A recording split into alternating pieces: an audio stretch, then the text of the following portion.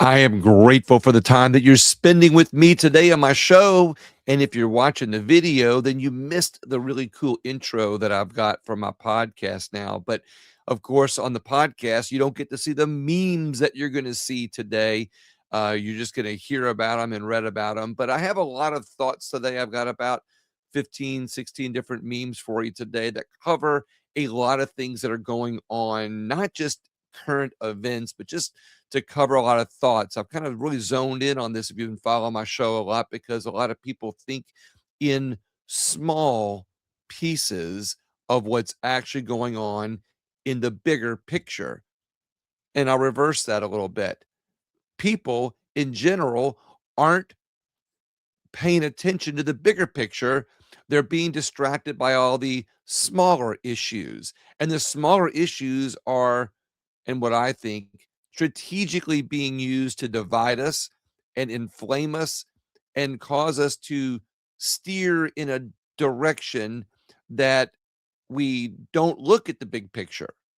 And while that all seems like common sense, the problem with our country today and humanity in general is that common sense is really not as common as it used to be. People don't think anymore.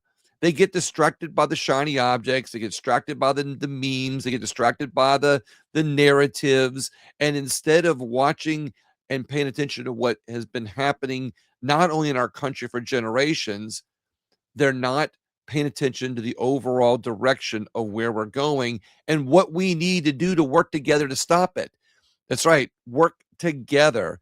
No, I'm not giving up my right-leaning ideologies or my conservative values. And no, I'm not capitulating to agreeing with the people on the left. I really truly believe that the solutions that solve the most problems in not only America, but in humanity in general is in the ideas that we can all come together on that don't involve ideologies.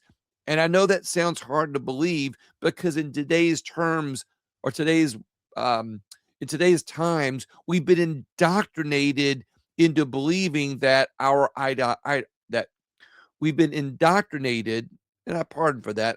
You're right. If you listen to the podcast, you realize I don't edit much.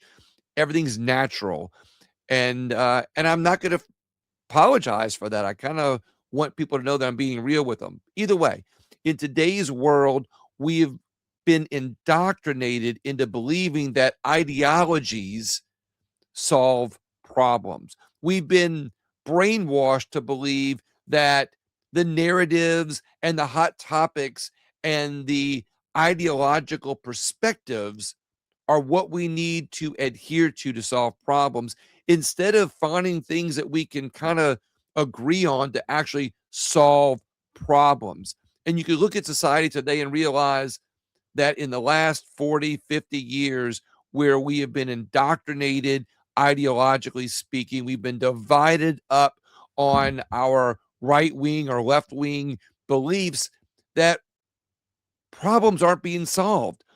You can look at the timeline and see our national debt is going up.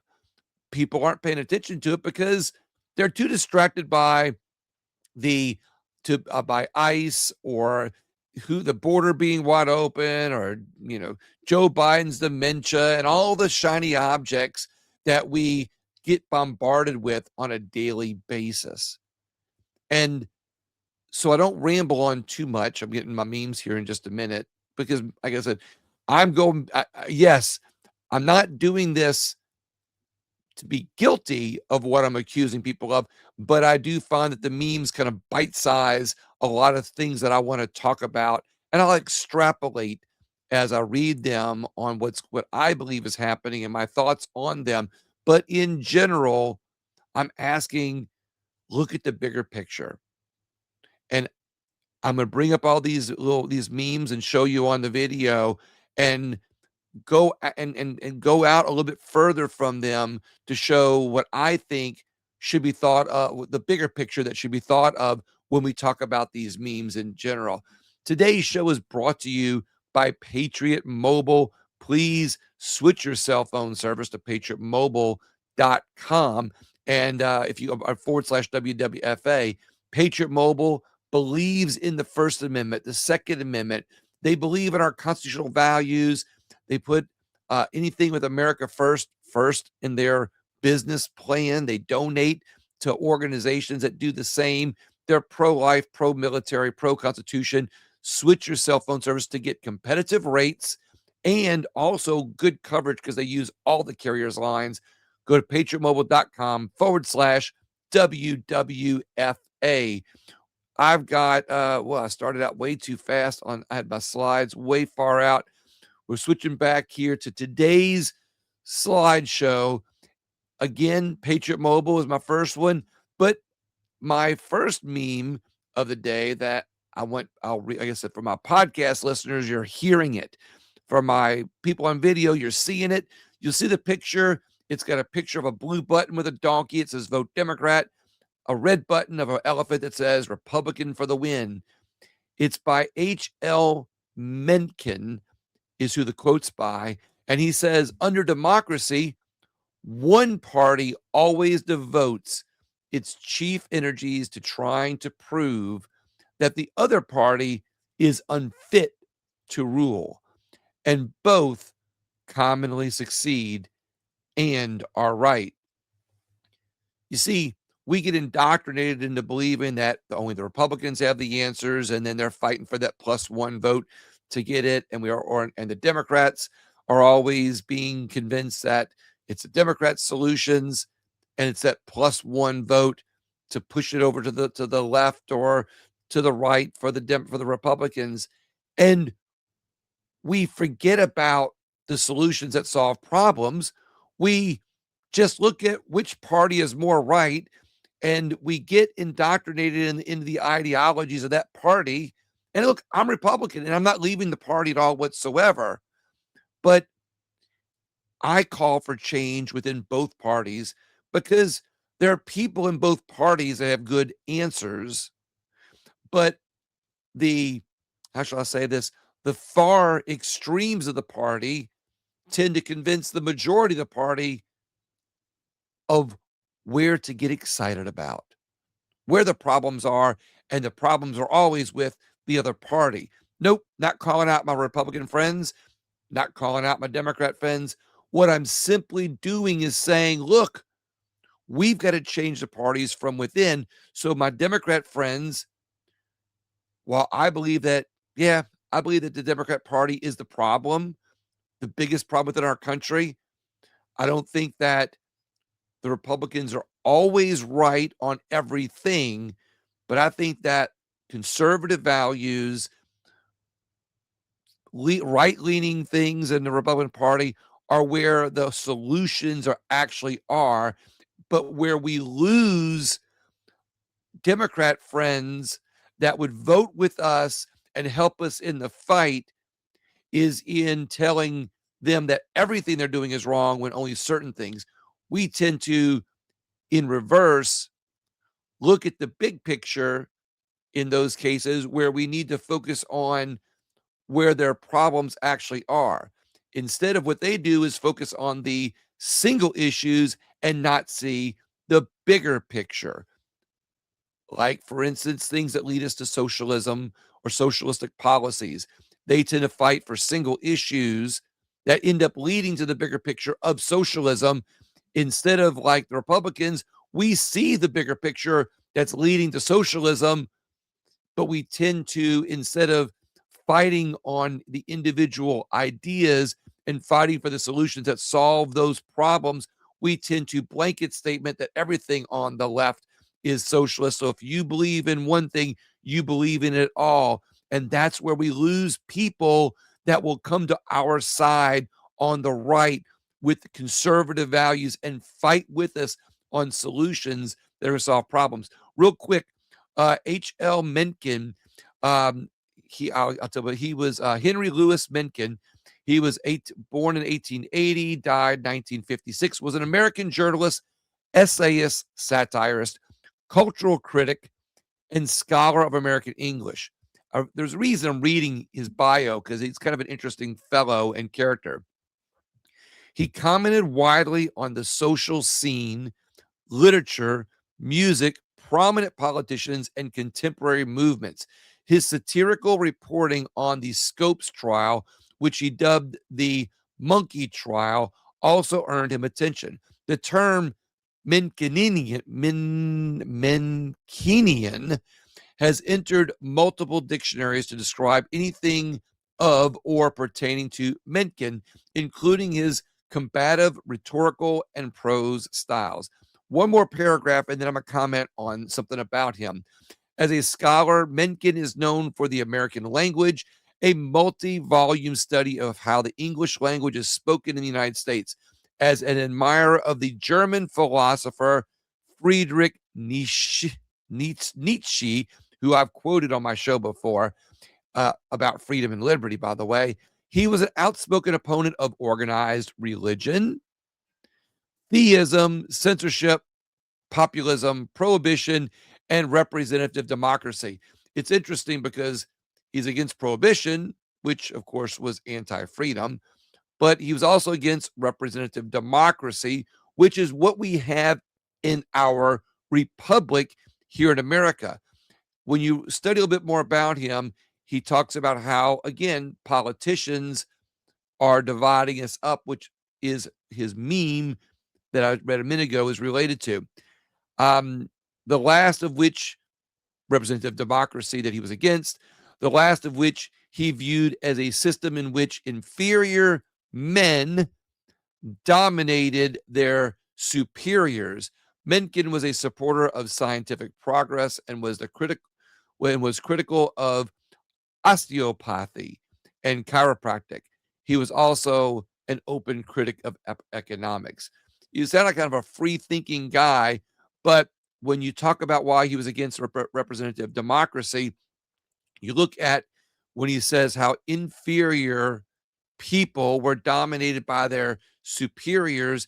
It's something I've referred to in the past where I said the problem with elected officials in our country is, they always start at the bottom, and nobody, not always, but most of them start, at the bottom, dog catcher, councilman, state rep, blah, blah, blah. But the problem is that we don't have enough people showing up at the polls. So some of these inferior people, not all of them, some of them get elected into politics. They get enough power because they've learned how to manipulate the system, gain political power, become popular with the electorate, get enough money to always win these elections, and then they become superior to even the people that are smarter than them because they have so many political connections. And the reason they get there is because not enough people are showing up at the polls. He's a free-thinking guy, which is why I kind of used his quote and thought it would be very interesting. Either way, that first meme was from him. I spent a little bit of time on it because these memes that I'm bringing up today on my show are more memes that are more reflective of what's going on as a whole and not the individual things, and we'll cover that as we go. My next meme up is let's go to Trump's been getting criticized a whole lot on the Venezuela thing. He acted outside of the bounds of the Constitution, and I get it. I get what people are saying about that. And I'm going to give Glenn Beck some credit on this. Glenn Beck said something I thought was interesting, that he didn't condemn Trump for the Venezuela thing, even though he felt like it crossed constitutional boundaries. And what he did was he said the problem is most presidents in the last 5, 6, 7, 8 presidencies have crossed those same constitutional boundaries. So it doesn't make it necessarily right, but is it necessarily wrong? And I get that a lot of people are really upset. Well, that's a dictator type of thing. They're not looking at the bigger picture, that a lot of presidents have done this type of stuff in the past. Doesn't make it right. But is there an even bigger picture that we don't see? In Venezuela, we have a lot of foreign actors that are using Venezuela as a playground to set up shop, that threatens U.S. security. And the major networks are not talking about this. They're just saying, well, he's a dictator because he, went in there and got the Venezuela president Maduro and took him out, him and his wife, and they're going to try him in a court, and that breaks international law. There's a thin line here. I know there's going to be somebody out there that says, oh, no, there's no thin line. It's illegal. I've heard many different sides of this. I've heard many sides that claim laws and international laws as facts. And I've seen things on both sides. But let's just take this a couple steps further and look at the bigger picture, or the bigger picture that we don't see, or maybe that we don't see, or maybe it's not there. So let's just hypothesize. The bigger picture that I'm hearing that no one's talking about is that China is in Venezuela getting oil. Okay, international trade, I get it. But they're also setting up shop that threatens U.S. security, as is the Middle East that's in there. Now, let's go back in time and talk about things like the Citgo 6. Look it up if you're not familiar with it. Let's go back in time and realize that when Maduro took over, he not only took over the country, he took over all of the oil companies' properties, took it over as Venezuelan property. Nobody's talking about how, as a dictator, he violated international law. I'm not saying necessarily, in some people's opinions, that two wrongs make a right. But what I am saying is that even if at the very least it's a thin gray line on whether Trump acted appropriately or not, I believe that he still acted in the best interest of the United States security-wise.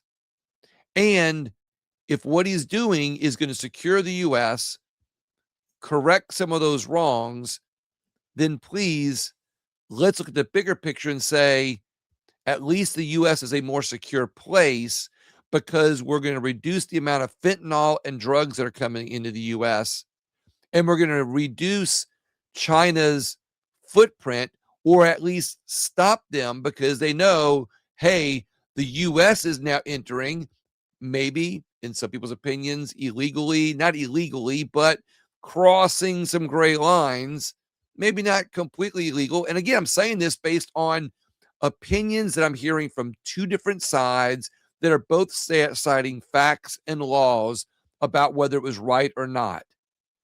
And those individual opinions from those individuals are smaller distractions.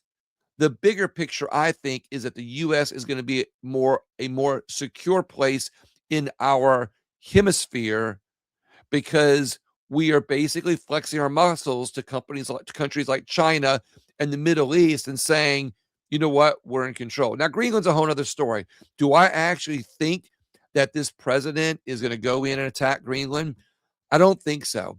I know a lot of people think so. But, oh, see what he did in Venezuela, and he's saying he's going to do the same in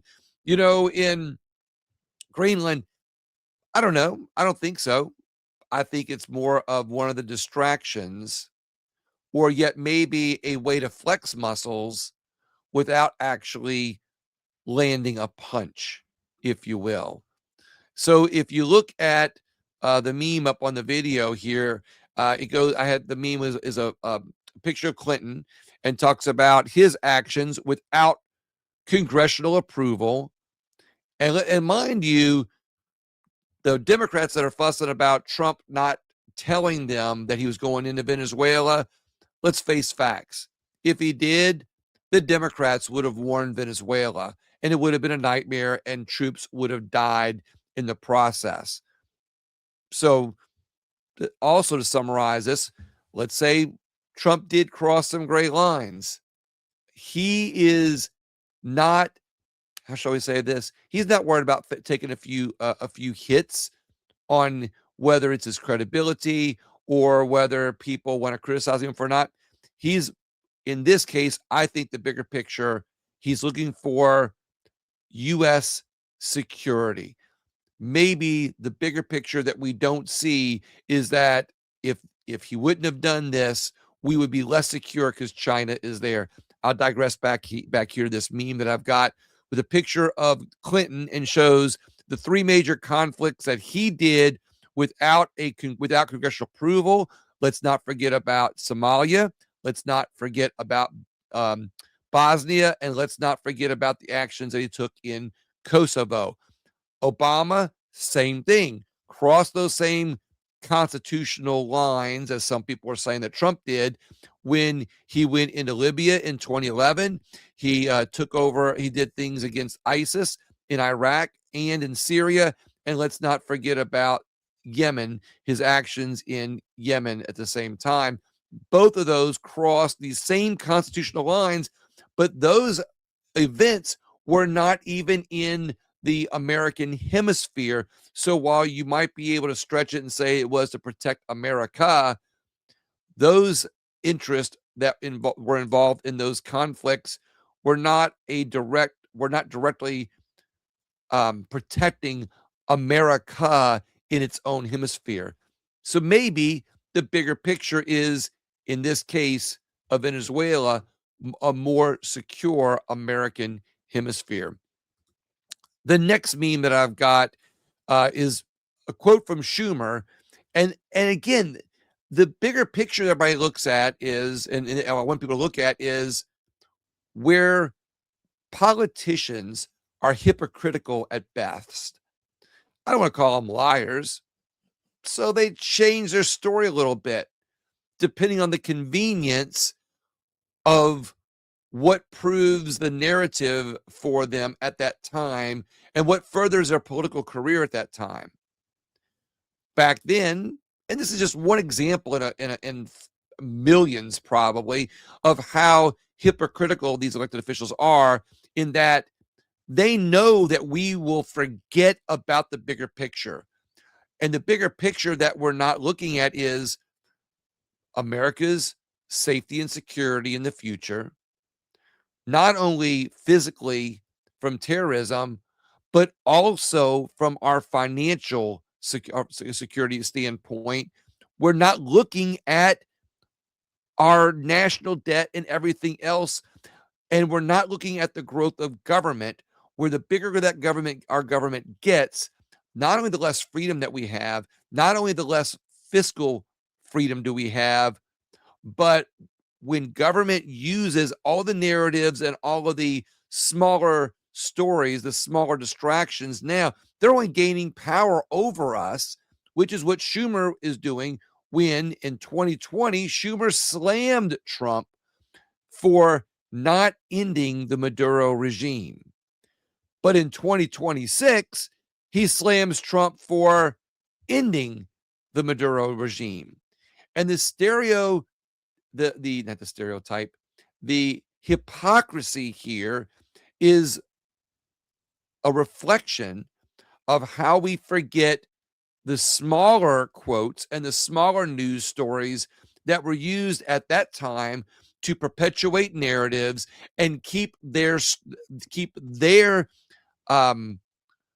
power in place by distracting us on the small stories instead of looking at the bigger picture, all while they get rich.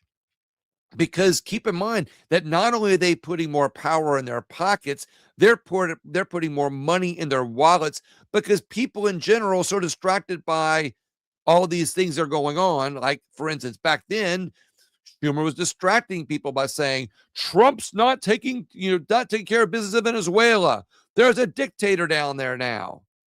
But now the next term,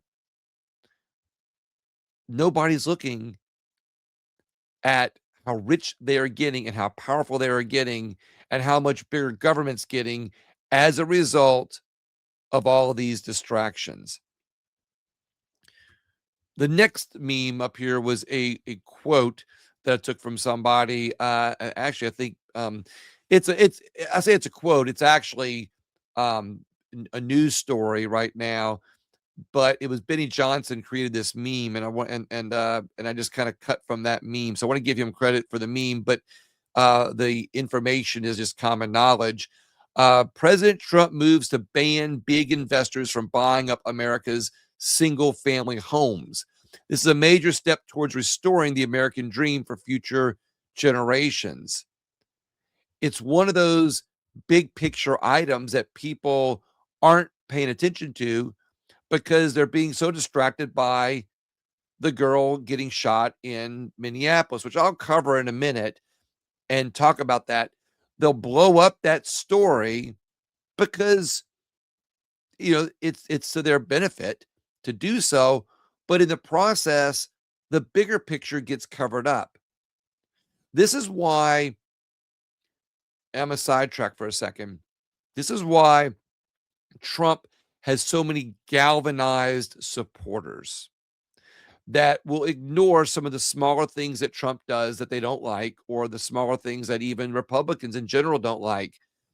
Meanwhile, while the while the people that support Trump are, of course, separate from the politicians that are not supporting behind the scenes, because there's a lot of Republicans that don't support Trump behind the scenes, which is why he's not getting the judicial appointments that he should be getting through, because they are letting the people prop him up because he's a popular president amongst his supporters.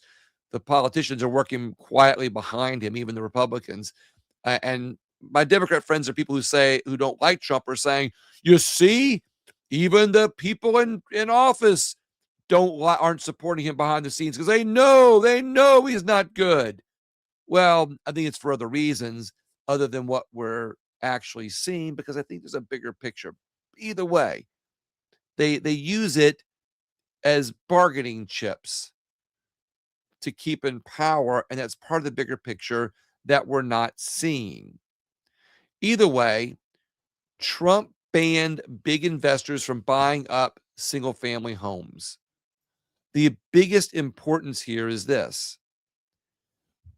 There's these big conglomerates that are buying up homes in poor neighborhoods and even middle class neighborhoods, and like companies like BlackRock, and they're putting them into these big portfolios.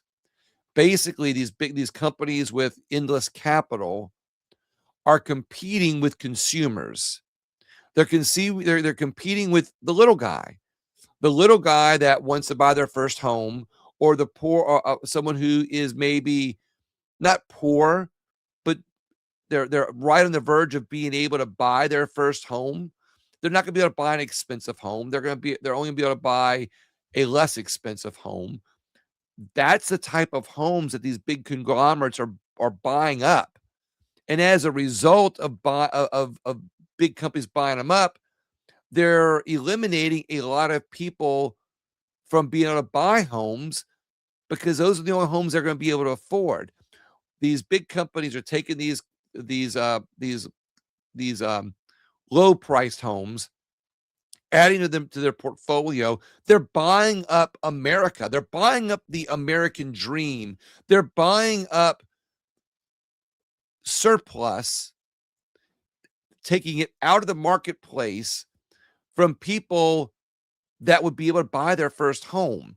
And what they're doing is they're making it investment property that is going to hurt future homeowners, because once that's in their portfolio, and the more they have and the less inventory there is in the market, the more people will have to end up renting later, or in a very dismal scenario, if big companies were able to keep buying up all these properties around America, not only would the American dream be dead for the average American, but when it gets to a point that most people have to buy from these big corporations, making them bigger and more powerful, financially speaking, and where we are going to be at their mercy, paying their prices either in rent or to buy the home, it's only going to hurt the middle class later. This is a big news story. This is one of the things where the diehard Trump supporter, they look at these smaller issues on why they support Trump. They don't support Trump on every single thing. Some do. I get it. Some are galvanized. But most Trump supporters don't support him on every single issue. They support him on either most issues, or they're galvanized in their support of him on most issues because of things like this that are big issues to them, because it signals to them that Trump really is for not only the little person, but for America in general, which is why Venezuela and securing the American hemisphere is so important, on why he gets a pass from so many diehard supporters. It's why I still support Trump in a lot of ways, because I see the issues like this. But I can say I don't support Trump on every single thing that he does. I especially would prefer if Trump did things a little bit nicer, but that's not Trump's style. But do I think that there's a way for Trump to do exactly everything, be perceived as the tough guy, and still do things a little bit more gently and kinder, in a way that he can keep his style, not leave his way of doing things, and still get perceived as being a tough guy? I think there is. And I've pointed out from time to time, but these issues like this are what signals to me that he's not going to be the dictator that some people are afraid of when it comes to things like Venezuela or walking that line, which, as I pointed out with Obama and Clinton and other presidents like George Bush have done, they've walked that fine line on the constitutionality. And at what point do they actually need congressional approval? Is that fine line, because it's been crossed. Now, would I love a president who is strict constitutionalist? Yes, absolutely. But the problem is we have so many foreign adversaries right now, and we are so divided up as a country, ideologically speaking, and on the narratives, that our Congress is so split.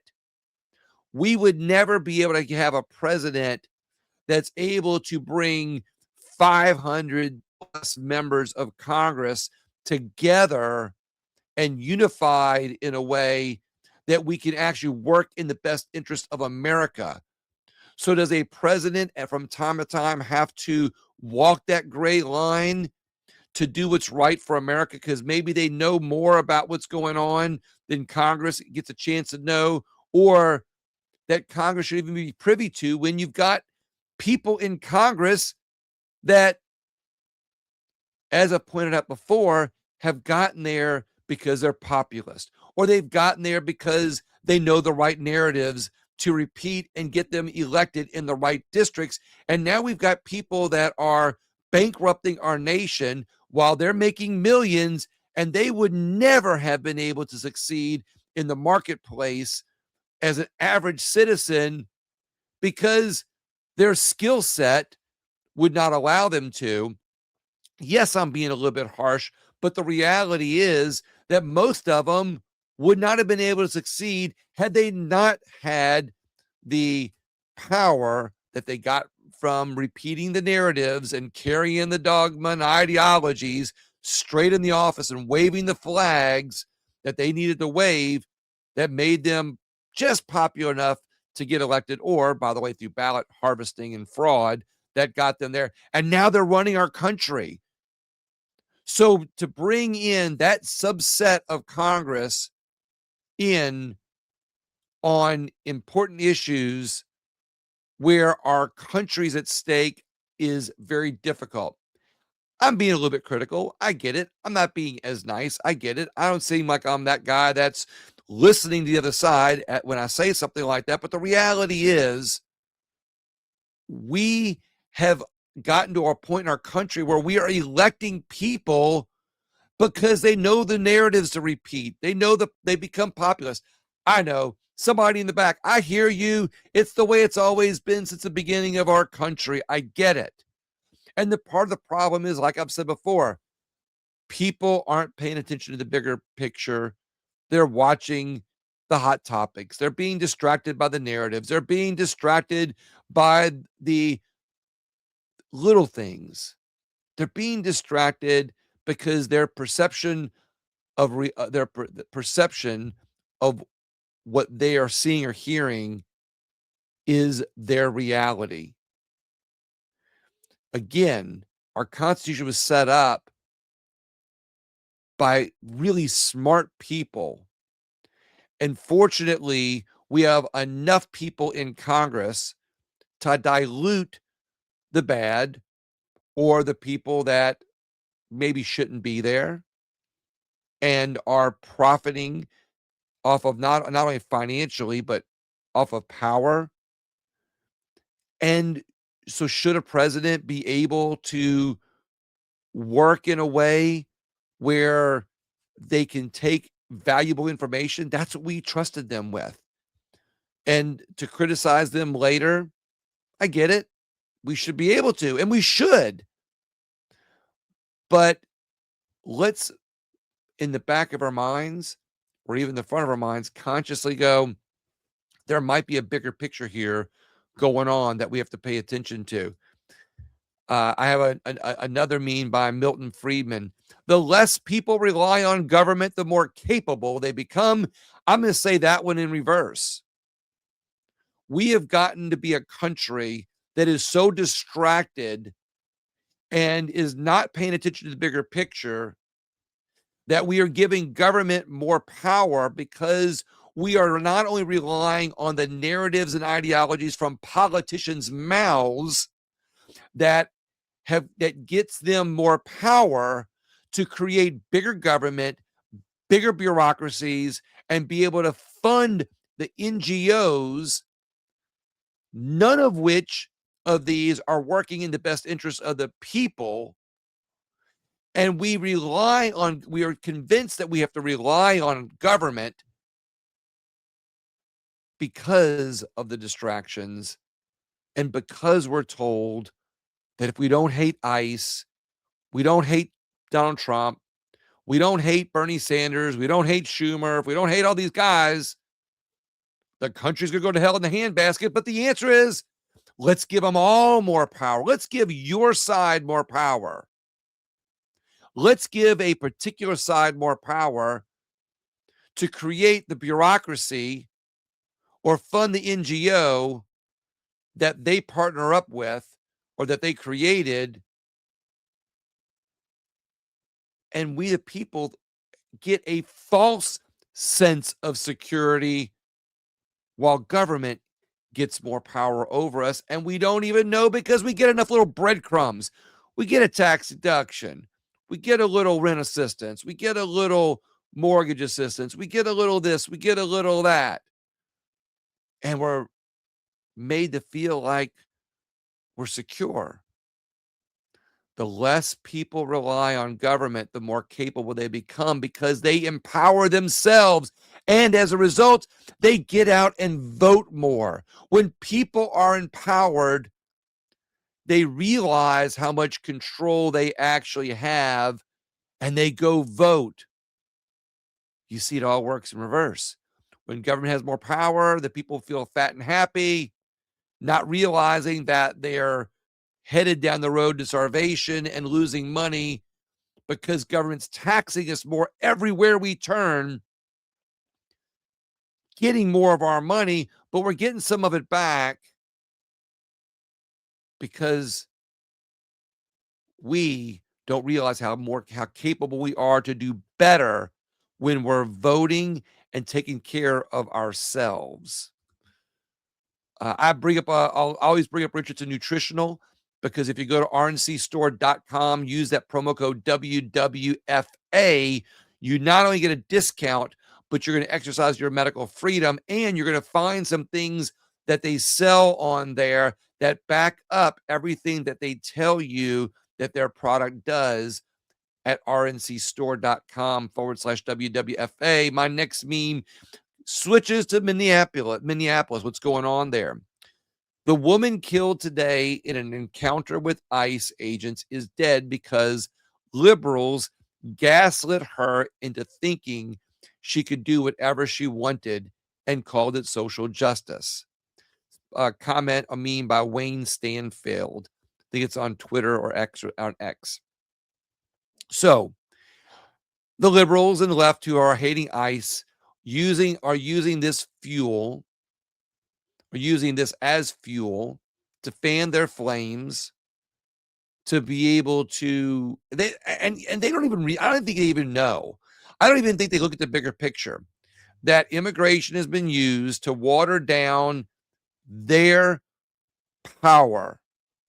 Liberals who are supporting illegal immigration and illegals and that are fighting against ICE don't realize that they are watering down their own rights. They don't realize that they're watering down their own fiscal prosperity. They don't even realize that they are promoting the fraud that politicians are using in the immigration system. They don't even realize it because they're just told ICE is killing innocent people that are coming here to immigrate to America. Well, a lot of the people that are getting killed over this are the protesters, as in this case, or the ones that are doing illegal behavior. Look, I don't know about you, but I grew up in a time where we were taught respect the police. Common sense, which again is not too common in America, tells me that you live a good life, you do right, you stay within the legal boundaries, but when a police officer stops you, you respect them. And when you show respect, everything de-escalates. But the leftists and the liberals that are fanning the flames with the narratives that ICE is bad because it's actually deporting people, and they click on these news stories of these criminals that are being deported, and they see that, oh, they were a father of 5 kids by 5 different mothers, and they were working hard to support them, cleaning people's homes or cutting grass. And the reality is the people are here illegally, crime. I can go on about this. I don't want to repeat. Sorry for the stammer. I don't want to repeat the narratives. And I saw myself going down that road, which is why I'm stopping myself. But what's happening here is people aren't looking at the bigger picture. Our country has allowed, in some estimates, between 10 and 20 million people in our country illegally. No one's looking at the bigger picture that Joe Biden allowed a lot of this. And nobody's saying, well, maybe our politicians should be blamed because they have not fixed the immigration system. And they haven't done anything to fix the immigration system. So as a result, our country has been overrun with illegal aliens and committing crime and doing illegal things. Yes, a lot of them are peaceful. A lot of them come here because they just were swept in a wave of people, whatever. They're here. Many of them are here for good reasons, well-intentioned, working hard. Go them. Problem is, the politicians have not fixed the system, haven't done anything to fix the system because they realize that it's easier to work through the NGOs and through getting the people elected that will turn their heads. And now that our country's been overrun with so many, not only illegal aliens, but people that are operating outside of a system, whether they're the illegals that have come in, or whether they're the NGOs, or whether they're the people that are helping perpetuate the problem of illegal immigration, because everybody's just turning their heads and looking the other way. Now we've got things that are happening in Minneapolis that people have, it's become inflamed. Now you've got protesters getting hurt. In the case of this woman, I'll wrap up this meme with this. She has gotten wrapped up into the heat of the moment, in my opinion. She did not respect the police officer that was standing in front of her. She's being gaslit by leftists and by the narratives that are being used to fan the flames of ICE is bad and illegal immigrants are here. Immigrants are here for peaceful reasons, even though we're seeing in Somalia how they're illegally committing fraud against you and us, which is another reason we should be mad at not just the Democrat politicians who perpetuated it and allowed it and turned the other head, but all of them, because none of them have done anything to fix the system. Republicans and Democrats have not done anything to fix our broken immigration system. Their answer has been, let them come here. We'll deal with it later after they clean my house and cut my grass. And as a result, we're fighting with each other, friends amongst friends, because one friend says, this woman got killed by ICE. ICE is bad. And the other people are recognizing the bigger picture that illegal immigration is going to ruin our country, not because people want to come here and take away our abilities, but because the system and our country cannot handle an injection of a large amount of people when we don't have enough jobs to take care of them. I know we need more people to do the work that Americans aren't willing to do. I get it. I hear it all the time. But the reality is we don't have the infrastructure set up, and we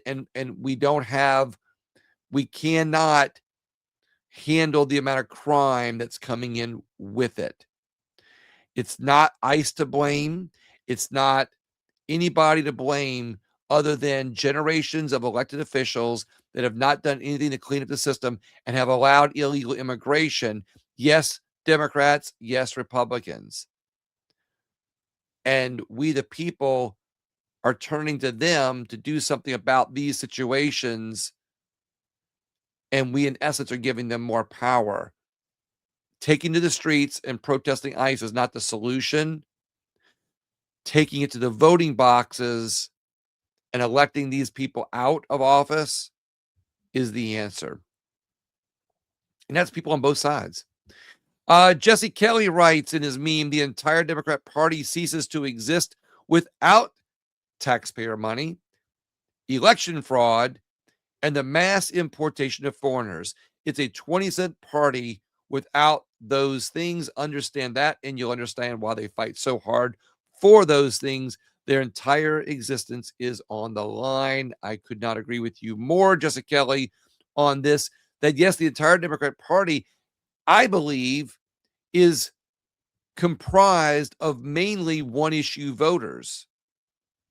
And those one-issue voters actually agree with Republicans and conservative values most of the time, which is where I am most of the time, which is why I listen to people on the left, because I find a lot of people on the left who would actually vote with the other 80% of the country, in the opinion of Jesse Kelly, that breaking up that percentage there, that is, if we simply worked on the solutions to these problems. Because all of these problems, in my opinion, that are creating narratives and being used to fan the flames of that narrative to be able to perpetuate the Democrat Party and perpetuate its existence, is only because we are not injecting ourselves into solutions with those people. Yes, the Republican Party is to blame, instead of just saying, we're right, our values are what solves problems, which they do. Our conservative values are what fixes this problem. Freedom, liberty, capitalism fixes everything. I agree 100%. But instead of saying to our one-issue voters on the left, hey, guys, you know what? I get it. ICE is overrun. Y'all are protesting. There's things like this is going to happen. Instead, why don't we demand Congress fix the immigration system and do something about the immigrants or that are here on a paperwork trail instead? Yes, it's one of the things that Trump has done on a small level by saying through Homeland Security, hey, illegal immigrants, here's some money. If you leave the country, and you'll be first on the list to get back in. No one's seeing that small part of the big picture because the inflammation of protesting ICE and the issue and the things that come out of it get to be made bigger. So yes, back to this meme, I do think that the issues or the things that the Democrat Party hold on to is only fueling them because they're able to keep the narratives going. Without the narratives, they're non-existent. They're non-existent because 80% of that side does believe in conservative values. They just don't realize that they want the same things that we do: safe streets, safe communities, fiscal prosperity, fiscal responsibility, and things that make homeownership easier, things that make society better. They don't realize it because they're told, convinced to hate and not like us. But if we showed them, hey guys, you're right, everybody should be able to have their own home. Let's work towards these things that will create more prosperity and a healthier free market system. Instead of more government, let's have a freer system. Instead of more government getting everybody addicted to bureaucracy and getting everybody addicted to more government money, let's get them off the dole, which only helps our country. Ludwig von Mises says wherever the market economy is superseded by socialism, autocracy makes a comeback. I referred to this earlier. The market economy gets superseded by socialism the more we rely on government to do more for us. The free markets get overrun by solutions from the government.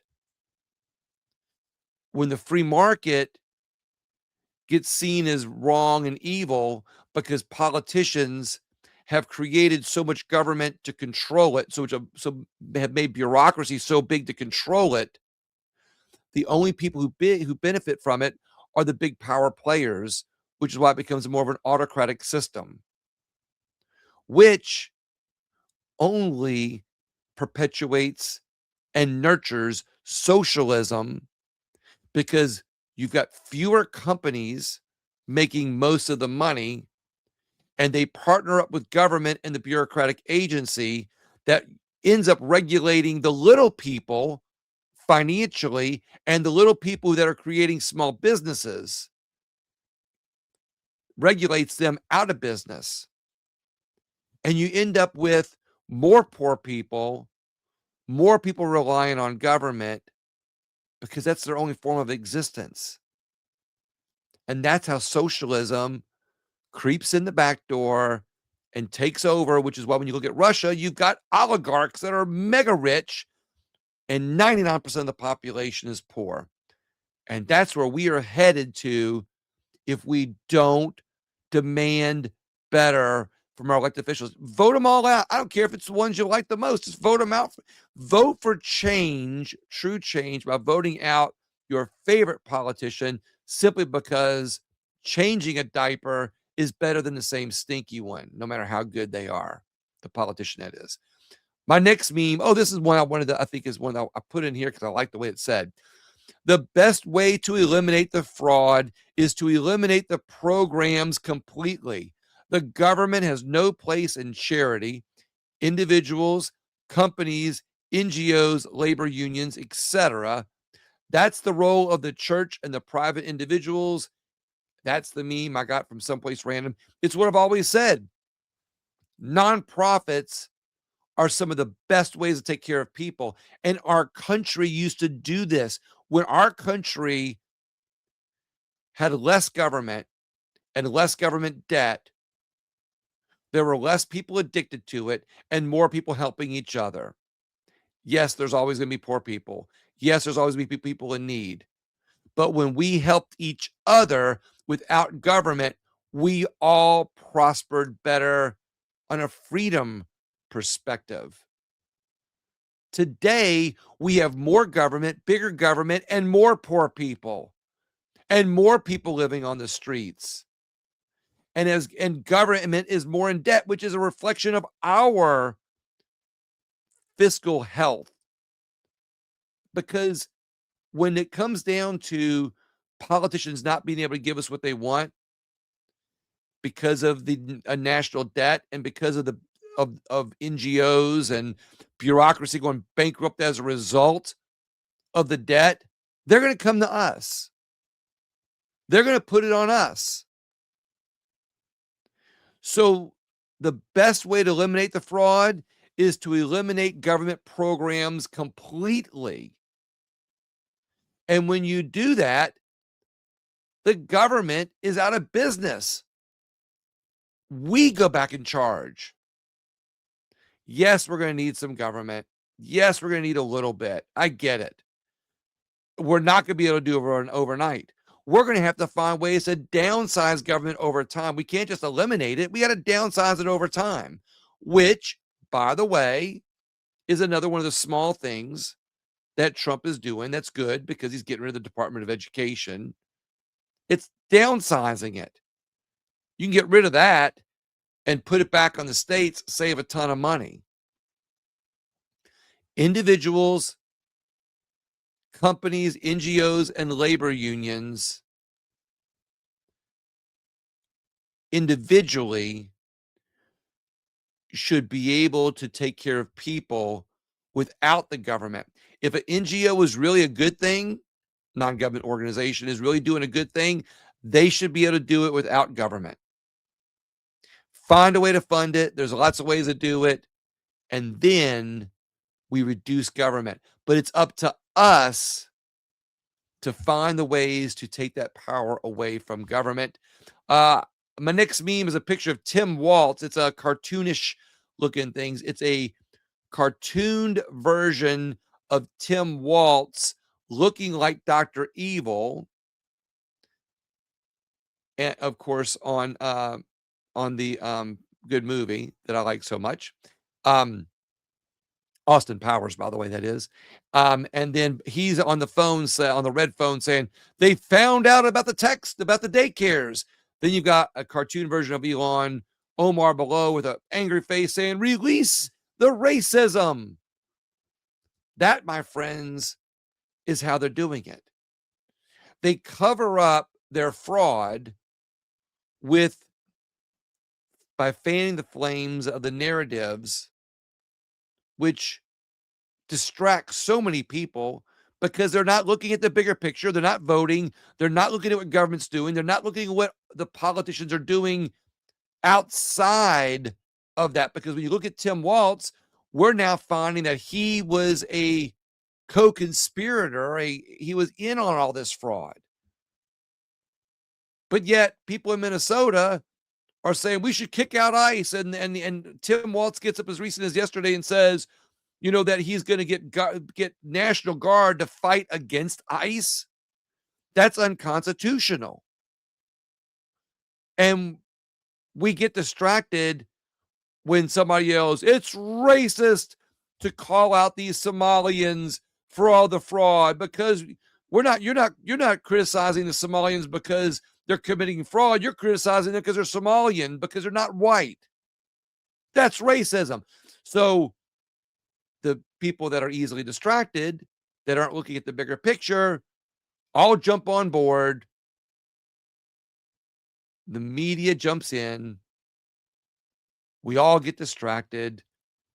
And then the politicians run off, invest in the companies that they need to invest in the stock market to get themselves richer, create another NGO that saddles some bureaucratic agency that creates enough regulations to strap the small guy, the little guy from starting a business. and funnels the money overseas someplace, feeds 3 children, but pays some big salaries to some nice corporate donors that sit on some board. Yeah, I went there a little bit. It's not as conspiratorial as it used to sound. It's becoming more evident.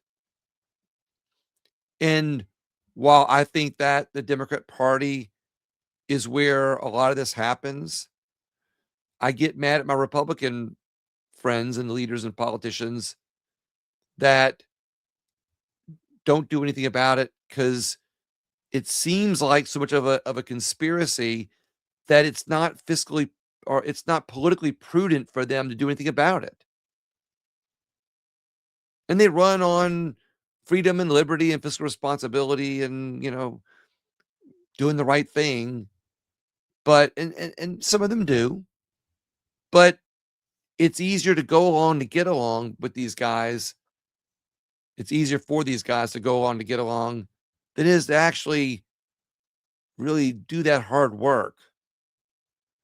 And some of that's because they get lifted through the ranks, not because they're doing a great job, but because people aren't paying attention and aren't going to the polls to vote them out. They're not watching and saying, "Look, guys, you can't run, you know, you can't run this country." And you know what? I don't think it takes really smart, super smart, well polished, people that have run big corporations to get into government and do the right thing.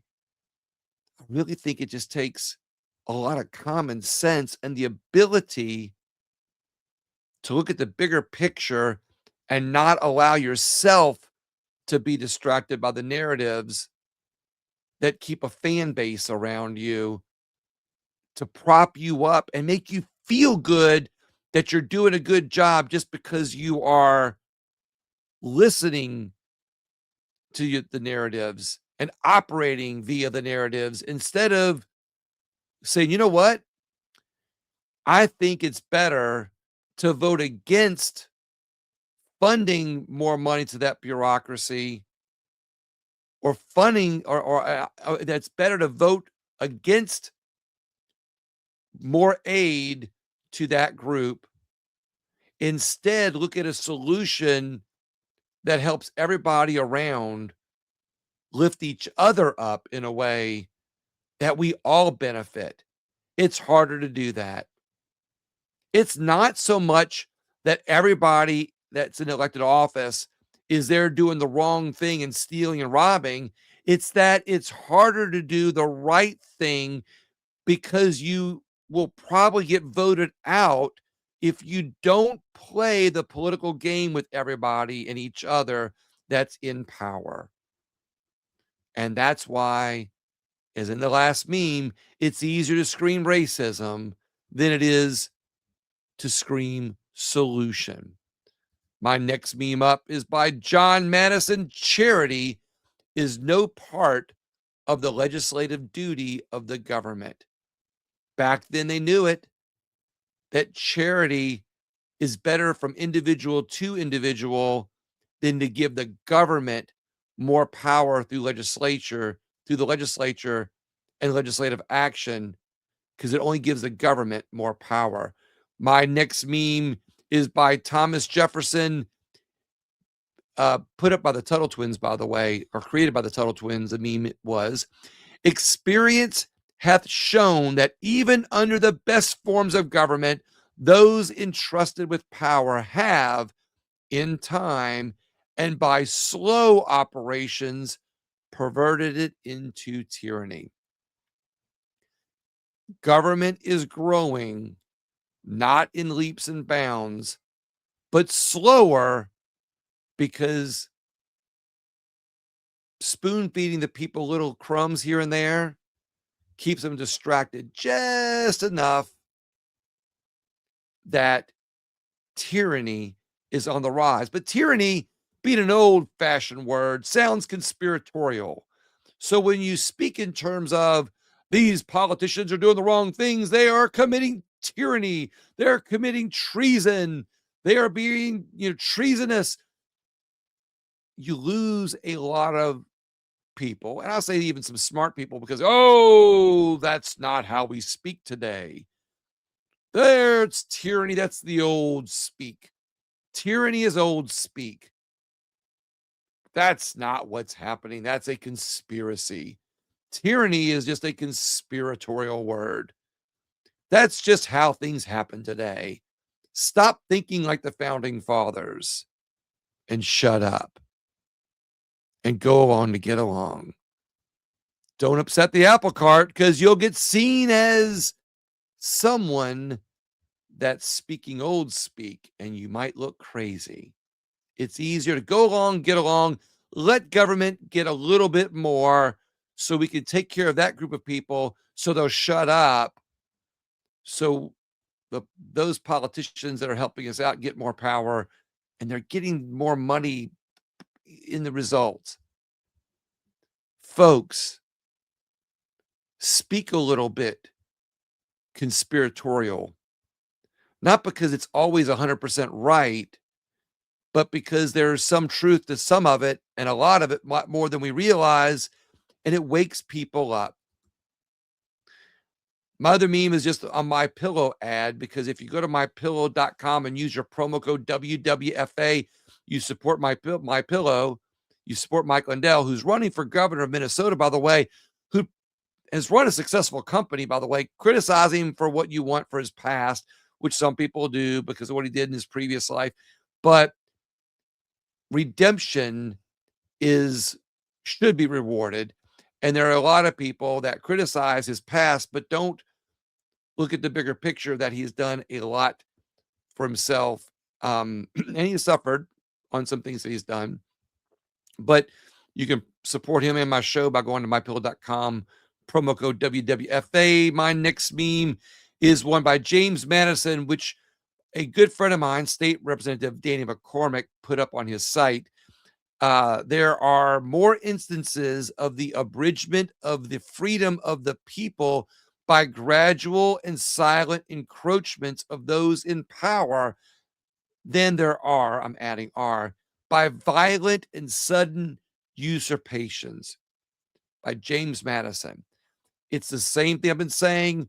People are ignoring the bigger picture of where our country is going because they are allowing these silent encroachments gradually.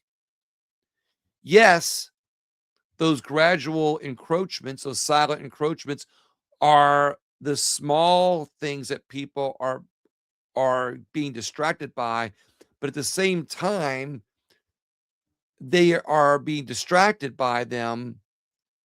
They are not looking at the bigger picture, that those little small pieces can actually be parts or solutions to the bigger picture. If instead of being distracted by the narratives, they would look at them as opportunities for solutions and find solutions around those individual narratives, instead of just running with the crowd and screaming and repeating. You look for solutions to those problems. And it all sounds like common sense. I get it. I'm being all feel good and hunky-dory about it. But not only, as I've been repeating about common sense not being too common ideas, common solutions, common thought, the idea of it all, of coming together, isn't being made as common and regular as it should be. Instead, it becomes uncommon and conspiratorial to find ways to work together for solutions. It becomes more powerful, more uplifting to the individual to scream and yell with people who think like you, instead of calming down and saying, look, guys, we're going to go protest ICE today, and we're going to cause some ruckus Somebody might get run over, somebody might get shot, but we're going to make a point of it all. Meanwhile, by the way, that woman that died, had she simply listened to police, stopped her car, put up her hands, got out, maybe got arrested, and shut up, not only should she be alive, but she could have made a bigger statement. She could have gone and made speeches afterwards. I was there, I submitted, and they still arrested me. We're also finding out things about her. We're also finding things about her that raise more doubts about their poster child, that is. No pun intended.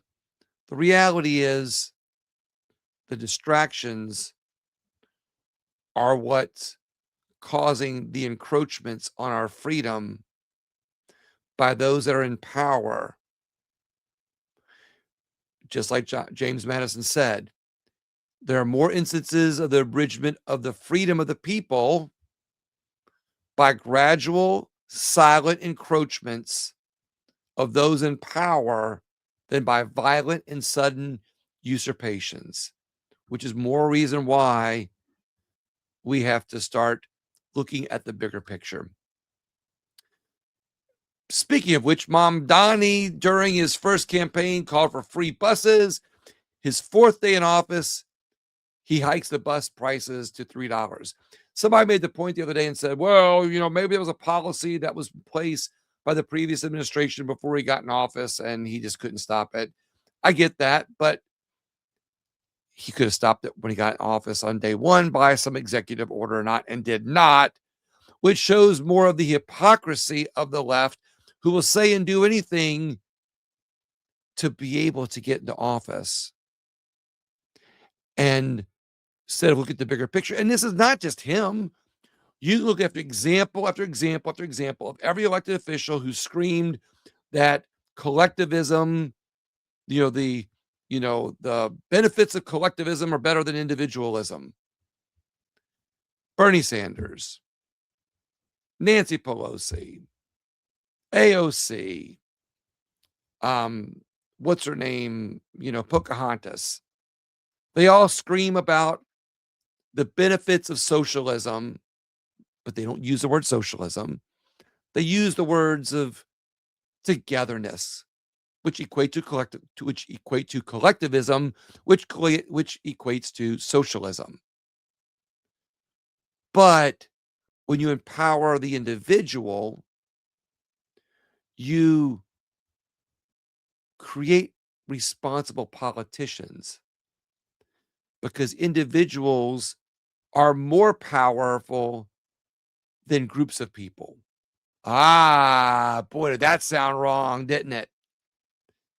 Groups of people that move in herds in a collective way behind narratives that are being perpetuated by politicians that are using them to stay in office and get more power. Those types of groups are not powerful. People thinking as individuals create groups without realizing it of free thinkers. And the more individuals that we have, the bigger the group of the bigger the group of individualism becomes. And that while it is a group or a crowd of people that are speaking individually, that thought of individualism as a crowd moves society in a more productive, positive direction than small groups of people that have been herded up there by narratives and elected officials that will stab us in the back, not do the right thing, not do what they tell us they're going to do. And we have a harder time holding them responsible, because groups of people that are indoctrinated are easily manipulated into thinking that it's okay than groups or large numbers of people that think individually are. Follow me on that. All right, I got another meme up about Mamdani. It says Zohran Mamdani's new New York tenant advocate called to seize private property, blasted homeownership as white supremacy. Told you so. He said this while he was running for office. So how did he get elected? Are there that many people that are pushing for socialism and collectivism? I don't think so. I think there's other things going on, ballot harvesting, election fraud, that got him in office. But I do believe it did not take a lot of voter fraud or ballot harvesting to get him over the line, because there's enough New Yorkers that simply believe that anybody who thinks opposite of collectivism, anybody who thinks outside of that box of socialism is wrong, because they have successfully equated them to Trump or to the conservative values that they hate, to be able to elevate their elected official, even if he's preaching take money from the rich, take property ownership away, give it to the collectivism, give it to government, who will run it and operate it as efficiently as government does everything else, just like our federal government. And that, my friends, is how it happens. My next meme is a picture of Bernie Sanders, eyes wide open. It's a joke meme, of course. And the woman from New York City that Mamdani put in place caught on camera the shocking moment.